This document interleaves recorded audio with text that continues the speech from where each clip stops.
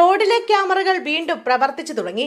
കുടിശ്ശിക മൂലം ഇന്റർനെറ്റ് വിച്ഛേദിച്ചതോടെ ദൃശ്യങ്ങൾ അയക്കുന്നത് നിർത്തിയിരുന്ന റോഡിലെ ക്യാമറകൾ വീണ്ടും പ്രവർത്തിച്ചു തുടങ്ങി. ഗതാഗത നിയമ ലംഘന ദൃശ്യങ്ങൾ ഇന്നലെ മുതൽ കളക്ടറേറ്റിലെ RTO കൺട്രോൾ റൂമിൽ എത്തുന്നുണ്ട്.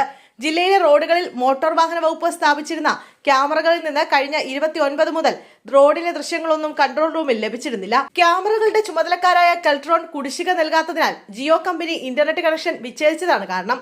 കെൽട്രോണിന് പണം നൽകേണ്ടിയിരുന്നത് സർക്കാരാണ്. ഇത് ലഭിച്ചെങ്കിലും കെൽട്രോൺ തന്നെ ഫണ്ട് കണ്ടെത്തി കുടിശ്ശിക അടയ്ക്കുകയായിരുന്നു.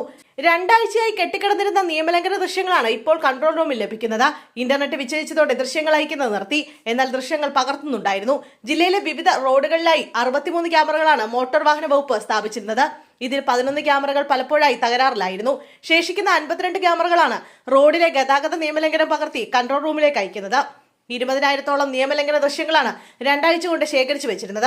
ഇന്റർനെറ്റ് പുനഃസ്ഥാപിച്ചതോടെ ഇവയെല്ലാം ക്യാമറകളിൽ നിന്ന് തിരികെ കിട്ടും. മാസം തോറും 35,40,000 നിയമലംഘനങ്ങളുടെ ദൃശ്യങ്ങൾ ലഭിക്കുന്നുണ്ടെന്നാണ് കണക്ക്.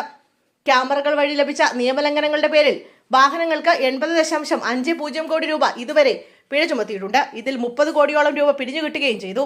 കെൽട്രോണിന്റെ 10 ജീവനക്കാരാണ് കൺട്രോൾ റൂമിൽ ജോലി ചെയ്യുന്നത്.